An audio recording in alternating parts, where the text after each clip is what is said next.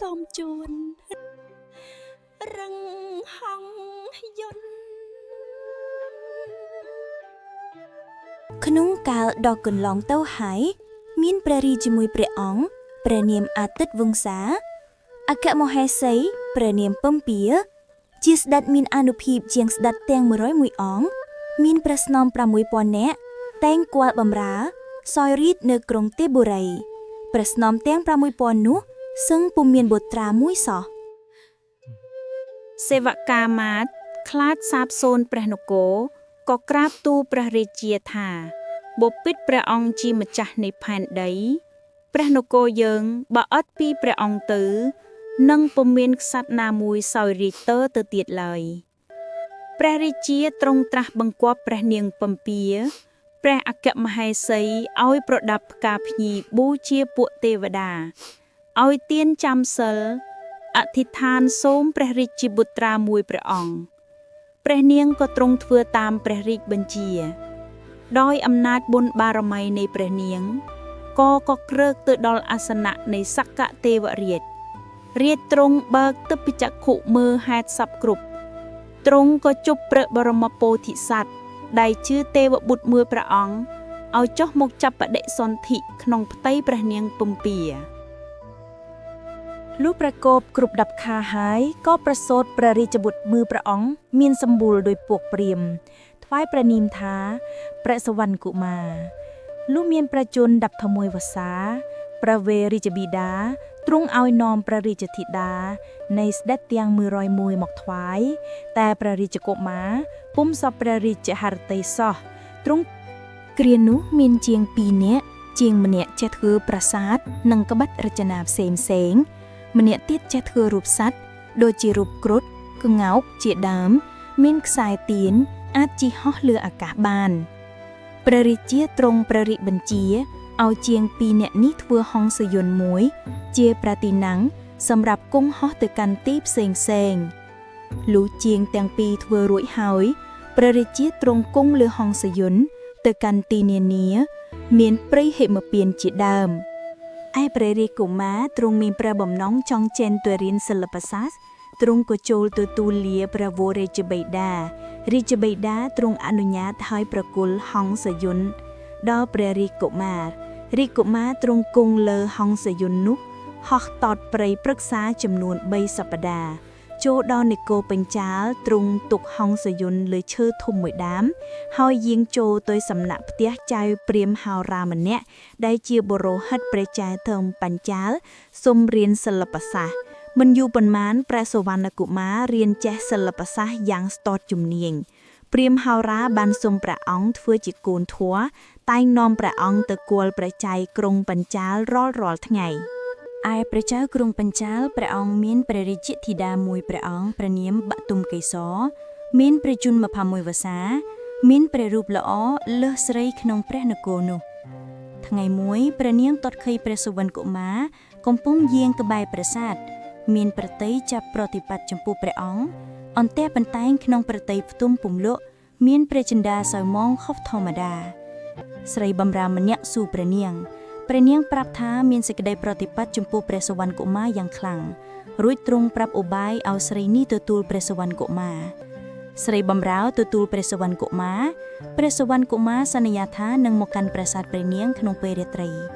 លុះពេលរាត្រីព្រះសុវណ្ណកុមារគង់លើហង្សយន្តទៅកាន់ប្រាសាទព្រះនាងបទុមកេសរហើយយប់ក្រោយតែងកាយយាងមកយ៉ាងនេះដរាព្រះនាងទ្រង់មានគប់ព្រះចៅក្រុងបញ្ចាទ្រង់ជ្រាបថាព្រះរាជធីតាមានគប់ទ្រង់ធ្វើឧបាយឲ្យចាប់សុវណ្ណកុមារបានឲ្យពេជ្ឈឃាតនាំទៅសម្លាប់ព្រះរាជកុមារបញ្ឆោតពួកពេជ្ឈឃាតឲ្យនាំព្រះអង្គទៅក្បែរគល់ឈើដែលទុកហង្សយន្តនោះហោះមកកាន់ប្រាសាទព្រះនាងបទុមកេសរឲ្យព្រះនាងគង់លើហង្សយន្តហោះទៅត្រង់មុខប្រាសាទព្រះចៅក្រុងបញ្ចាលស្រែកសារពីលើអាកាសហើយហោះទៅកាន់ក្រុងទេពបុរីវិញលុះយាងទៅបានមួយសប្តាហ៍ព្រះនាងបដុមកេសរទ្រង់ឈឺព្រះឧត្តរនឹងប្រសូតព្រះរាជបុត្រព្រះរាជកុមារចុះហង្សយន្តក្បែរឈ្នាសមុទ្រព្រះនាងកាលបើប្រសូតរួចហើយទ្រង់រងាញាក់ព្រះអង្គស្ទើរសន្លប់បាត់ស្មារតីព្រះចក្រីទ្រង់ក្រឡេកទៅឃើញសំពៅមួយបើកណ្ដាលសមុទ្រក៏គង់លើហង្សយន្តទៅយកភ្លើងលុះត្រឡប់មកវិញ ភ្លើងក៏ឆេះខ្សែហង្សយន្តដែលធ្លាក់ព្រះអង្គក្នុងសមុទ្រនោះទៅរីព្រះនាងបាត់ដុំកេសរចាំមើលព្រះស្វាមីពុំឃើញមកទ្រង់បីព្រះរាជបុត្រទ្រង់ព្រែកកន្សែងក្នុងព្រៃលុះនឿយព្រះកាយពលយាងទៅទៀតពុំបានក៏ដកព្រះតម្រង់ចងភ្ជាប់នឹងព្រះហស្ថរបស់ព្រះរាជបុត្រហើយផ្ដេកលើកំរោលព្រះពស់ក្រោមឈើក្រស្នាមមួយដើមហើយត្រាច់រកព្រះស្វាមីទៀតថ្លែងពីព្រះសុបិនកុមារទ្រង់ហែវក្នុងមហាសមុទ្រត្រូវនាយសំពៅម្នាក់រើសបានក្រោយមកមាននាយសំពៅម្នាក់ទៀតរើសបានហង្សយន្តថ្ងៃមួយមានក្សត្រមួយព្រះអង្គព្រះនាមព្រះបាទព្រហ្មទត្តសោយរាជសម្បត្តិក្នុងក្រុងពីរាណសីទ្រង់យាងទៅក្រសោព្រៃហេមពានលុះយាងទៅទ្រង់ទតឃើញព្រះរាជកុមារនោះក៏រើសយកមកចិញ្ចឹមសន្មត់ព្រះនាមថាចៅក្រឹស្នកុមាររីព្រះនាងបតុមកេសរកាលបើមិនជួបព្រះស្វាមីក៏ត្រឡប់មកដើមក្រស្នាវិញពុំឃើញព្រះរាជបុត្រទ្រង់សោកសន្លប់បាត់ស្មារតីវិញតត់មើលឆ្វេងស្ដាំឃើញដីទួកទីដឹងថាមាននរណារើសព្រះរាជបុត្រក៏យាងទៅតាមស្នាមទ័ពព្រះបាទពីរាណសីដរាបដល់ផ្ទះដូនចាស់តាចាស់នៅក្បែរព្រះនគរគាត់ជាអ្នកក្រងផ្កាថ្វាយព្រះរាជាព្រះនាងសូមដូនចាស់តាចាស់ធ្វើជាកូនធម៌ហើយក្រងផ្កាជារៀងរាល់ថ្ងៃជំនួសដូនចាស់លុះចៅក្រឹស្នកុមារបានព្រះជន្ម16វស្សាព្រះបាទព្រហ្មទត្តទ្រង់ជ្រើសរើសព្រះរាជធីតានៃក្សត្រនានារហូតដល់កូនសេដ្ឋីកហបតីឲ្យធ្វើជាអគ្គជាយាតែព្រះរាជកុមារពុំសពព្រះតីសោះស្រាប់តាអាមាត្យម្នាក់ក្រាបទូលព្រះរាជាអំពីរូបសម្បត្តិរបស់ចៅយាយមាឡាព្រះរាជាទ្រង់ឲ្យនាំព្រះនាងបតុមកេសរនោះមក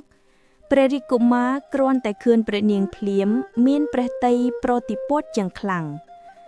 ព្រះអង្គអភិសេកព្រះរាជកុមារនិងព្រះនាងបតុមកេសរតាមព្រះរាជប្រពៃណីឲ្យគង់លើប្រាសាទមាសមួយដ៏ល្អឆើតក្នុងយាមទី1នៃរាត្រីនោះព្រះរាជកុមារទ្រង់ចូលក្នុងក្រឡាព្រះបន្ទំព្រះនាងបតុមកេសរ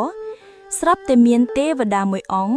មកបណ្ដាលឲ្យមេឆ្មាដើរទៅជិតកូនវាកូនឆ្មានិយាយថានរណាហ៊ានដើរលើក្បាលអញម៉ែវាឆ្លើយថាកូនកុំនិយាយដូច្នោះយើងជាសត្វទេរិឆានចំណងបើមនុស្សម្ដេចគេហ៊ានយកម្ដាយអញធ្វើភរិយាព្រះរាជកុមារទ្រង់ប្រសិនដាប់ដូច្នោះក៏ត្រឡប់មកក្រឡាបន្ទំវិញយាមទី2ទ្រង់ចូលទៅទៀតស្រាប់តែមេនិងកូនពពែនិយាយពាក្យដូច្នោះទៀតព្រះអង្គក៏ត្រឡប់ទៅវិញយាមទី3ទ្រង់ចូលទៅទៀតទ្រង់ពោះកូននិងមេសេះនិយាយគ្នាដូចពាក្យដដាលព្រះអង្គរំពឹងថា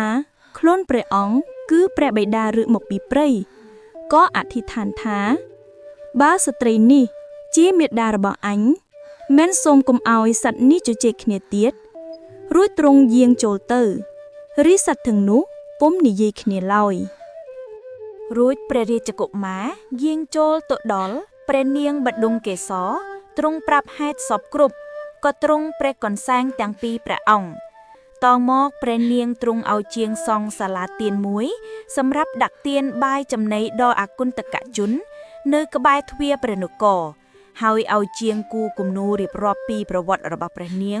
និងព្រះសុវណ្ណកុមាររួចទ្រង់ផ្ដាំហេតុសពគ្រប់នឹងយាយមាឡាថ្លែងពីនាយសំពៅដែលរើបានហង្សយន្តក៏នាំរូបហង្សយន្តនេះមកឲ្យព្រះបាទព្រហ្មទត្តទ្រង់ប្រគល់ហង្សយន្តនេះដល់ចៅក្រស្នាកុមារព្រះនាងបដុមកេសរខឿងហង្សយន្តដូច្នោះទ្រង់ព្រះកន្សែងជាខ្លាំងចំណែកឯនាយសំពៅដែលស្រង់ព្រះសុវណ្ណកុមារ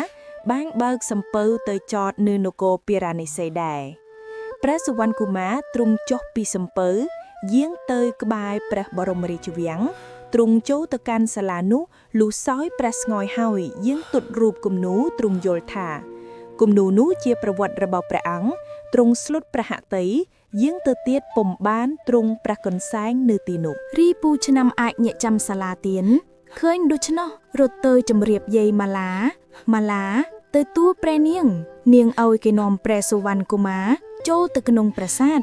ព្រះនាងលុះតតឃើញព្រះសុវណ្ណកុមារច្បាស់ហើយក៏ស្ទុះទៅអោបព្រះបាតាឯចៅក្រឹស្នកុមារក៏ដូចឆ្នាំដែរទាំង3ព្រះអង្គទ្រង់សោការសន្លប់នៅទីនោះ ព្រះរាជាព្រហ្មទត្តឲ្យអាមាត្យទទួលសួរអំពីរឿងសោការនៃក្សត្រទាំង3អង្គព្រះសុវណ្ណកុមារទ្រង់ត្រាស់ថាត្បិតយើងជាបងព្រះនាងបដុមកេសរព្រត់គ្នាទៅបតានឹងបានជួបក្នុងគ្រានេះក្សត្រនោះចៅក្រសនកុមារយកហង្សយន្តមកថ្វាយព្រះសុវណ្ណកុមារដែលជាបិតាព្រះអង្គទ្រង់រៀបចំហង្សយន្តបានល្អដោយដើមហើយប្រទានរង្វាន់ជាច្រើនដល់នាយសំពៅទាំងពីរព្រមទាំងយាយម៉ាឡាក្នុងរាត្រីនោះចៅក្រសនកុមារទ្រង់សរសេរព្រះរាជសារមួយច្បាប់បិទនៅទ្វារប្រាសាទក្រាបថ្វាយបង្គំលាព្រះបាទព្រហ្មទត្តហើយព្រះសុវណ្ណកុមារព្រះនាងបតុមកេសរ